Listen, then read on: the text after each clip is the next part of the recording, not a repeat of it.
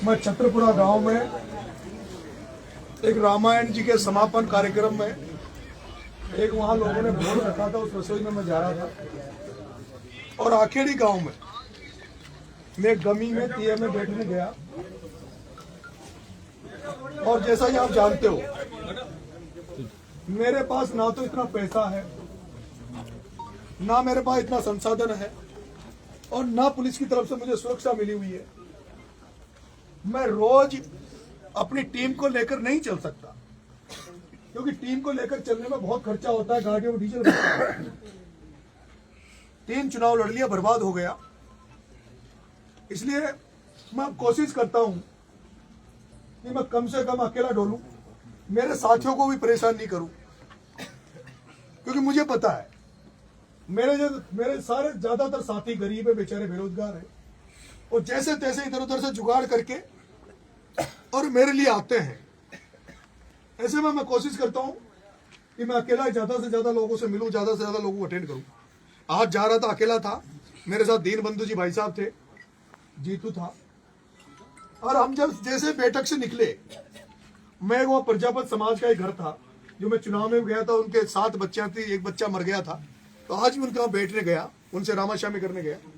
वहां से निकलने के बाद मेरे से किसी ने कहा कि भाई साहब, तोला राम ने अपने छोरों को फोन कर दिया और अपन पे हमला हो सकता है। मैं जिंदगी में कभी भी मौत से कभी नहीं घबराया, मुझे मौत से कभी डर नहीं लगता। और ये बात मुझे अंदेशा है, इस बात का मुझे अंदेशा है कि जिस तरह से मैं लड़ रहा हूं, ये लोग जान गए, नेता जान गए, ये जेल जाने से नहीं डरता, पुलिस की लाठियों से नहीं डरता। और इसलिए मुझे अंदेशा है कि जिस तरह से मैं आम जनता की लड़ाई लड़ रहा हूं, गरीबों की लड़ाई लड़ता हूं, किसानों की लड़ाई लड़ता हूं, ऐसे में मेरी जान को भी खतरा, मुझे कभी भी मेरी जान ली जा सकती है, मुझे मरवाया जा सकता है। लेकिन मैंने कहा, मेरे कभी भी मेरे पे कई बार हमले हो गए, लेकिन नरेश मीणा में जब भी हमले हुए, मेरे चेहरे पे तुमने कभी सिकन नहीं देखे होंगे, डर का भाव मेरे चेहरे पे नहीं आता। मैं आज भी जब हमला हुआ, मैं पूरा कांप रहा था, गुस्सा था, फिर भी मैंने इसलिए कि पुलिस कानून कार्रवाई करेगी, कानून के इस्तेमाल के ऊपर मैंने लाइव किया कि मैं पुलिस का इंतजार कर रहा हूं। वहां जाके मैं कुर्सी पे बैठा रहा उसी गांव में, और जिस तरह से तुरंत थोड़ी देर में लोग आ गए।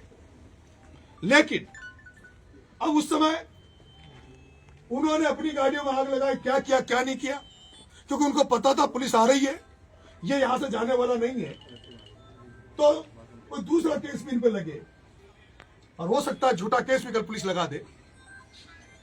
लेकिन आप सबकी ताकत की वजह से, क्योंकि मैं अगर अकेला बैठता तो शायद पुलिस भी मुझे नहीं सुनती और मेरे को उठा लाती। आप इतनी बड़ी संख्या में वहां पहुंचे, यहां पहुंचे, इसलिए आज वो आप सबकी ताकत की वजह से आज वो पुलिस की कस्टडी में, वो भाया के गुंडे, पहली बार प्रमोद जैन भाया के गुंडे, वो प्रमोद जैन भाया के गुंडे जो गोलियां चलाने के बाद थाने में नहीं जाते, वो प्रमोद जैन भाया के गुंडे जो हत्या करने के बाद थाने में नहीं जाते, आज तुम्हारी ताकत की वजह से वो प्रमोद जैन भाया के गुंडे अभी सलाखों के पीछे पड़े हैं।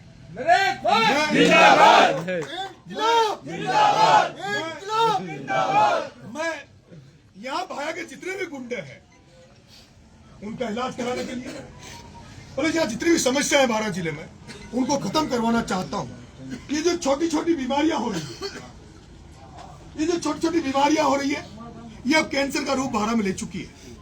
मैंने कहा एसपी साहब को, एसपी साहब मैं झालावाड़ की जेल में रहा हूं, मैंने कार्रवाई देखी है झालावाड़ एसपी की, वो जिस तरह से गुंडों पे कार्रवाई कर रहे हैं, एनडीपीएस पे कार्रवाई कर रहे हैं, वैसी कार्रवाई 12 में भी करनी होगी। जो जुआ खिलवा रहे हैं, दारू बेच रहे हैं, जो गुंडागर्दी कर रहे हैं, जो आम जन पर अत्याचार कर रहे हैं, उनके चाहे पांव तोड़ो, उनके मकानों को गिराओ। आज झालावाड़ में गुंडागर्दी करने से पहले गुंडों को 10 बार सोचना पड़ रहा है, लेकिन 12 में वो सब नहीं हो रहा, और ये 12 की जनता देख रही है। एक शरद शर्मा जो प्रमोद जैन भाई का पीए, जिसमें मुकदमा पेंडिंग है, वो शरद शर्मा आज भी सड़कों पर घूम रहा है, और शरद शर्मा घूम रहा है वो हाई कोर्ट ने जिस विष्णु गर्ग को, जिसमें पेनल्टी घोषित कर रखी है, जिसको वांटेड बना रखा है, उसको 12 की पुलिस पकड़ नहीं पा रही है। लेकिन मेरे भाइयों, मैंने आज अमरेंद्र सिंह की घोषणा करी थी लेकिन मेरी पुलिस से बात हुई है, ये पॉजिटिवली काम करेंगे। और मैं आपसे निवेदन कर रहा हूं कि आज हम इस धरने को स्थगित कर रहे हैं, लेकिन 25 फरवरी को, आज क्या तारीख है? 20 दिसंबर। 25 फरवरी को कोई वो तो नहीं है, कोई कार्यक्रम, शादी ब्याह ऐसा कुछ तो नहीं है, कोई मुहूर्त तो नहीं? 25 को शादी, 25 एक काम कीजिए, एक दिन डिसाइड कर लेंगे जनवरी में। फरवरी लेट हो जाएगा क्योंकि दिसंबर चल रहा है, जनवरी में कर दें। जनवरी में मैं अभी डिसाइड कर लेते हैं, बैठ के सारे लोग टीम बैठ के डिसाइड कर लेंगे कल। और जनवरी में हजारों लोगों को लेकर इस कलेक्ट्रेट का घेराव करेंगे, जिसमें कानून व्यवस्था को लेकर, जिसमें फसल बीमा के पैसों को लेकर, जिसमें समर्थन मूल्य पर जो फसलें कटेगी उसके पहले समर्थन मूल्य में कांटे को लेकर, बिजली को लेकर कि सांगोद विधानसभा में 8 घंटे 3 फेज लाइट आती है, सांगोद विधानसभा में 8 घंटे 3 फेज लाइट आती है, और 12 में 7 घंटे जो सरकार कहती है 7 घंटे की, सरकार कहती है 7 घंटे की, और 12 में लाइट आती 5 से 6 घंटे, 12 में 5 घंटे। अपन ने जो मुद्दे उठाए थे, बिजली, पानी, गांव में पीने का पानी नहीं है, मैं कल परसों अपन डिसाइड कर लेते हैं, और डिसाइड करके और जनवरी में एक डेट तय करके और कलेक्ट्रेट का घेराव करेंगे। ऐसा आंदोलन करेंगे जैसा डूंगरपुर में, वो अभी हनुमानगढ़ में हुआ, जैसा दिल्ली में किसानों का आंदोलन हुआ। मेरी इच्छा है, पचेड़ वालों सुन लो, हिंगोनिया वाले सुन लो, छतरपुर वाले, जितने आसपास के गाँव वाले, फामली वाला क्या होगा, बापावर, कोटली, खड़खड़ा, जितने भी आसपास के गाँव में, जगदीश जी यादव साहब आप सुन लो। ऐसा आंदोलन करेंगे जिसमें गाँवों से कमेटियां बनेगी, और जैसे हम चुनाव लड़े थे, जिस तरह से हमने चुनाव में प्रचार प्रसार किया था, मेरे हिसाब से 5-10 दिन में आप लोग फ्री हो जाओगे। हम गाँव से ट्रैक्टरों में गैस सिलेंडर रख के आएंगे, गाँव से हमारे गधे गाड़ी में डाल के लाएंगे, टोलियों पे टेंट लगा के आएंगे, और वो धरना परमानेंट चलेगा।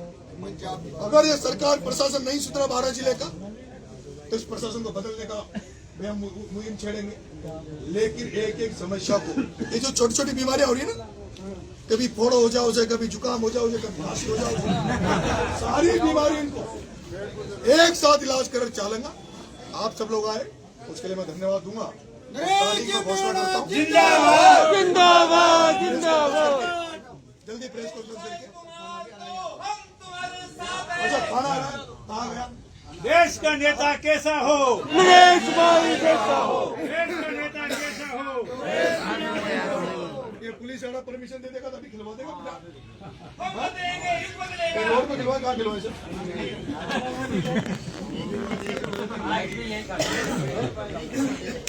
इंकलाब जिंदाबाद। इंकलाब हमारा धरना स्थित होता है, अगली कार्रवाई हम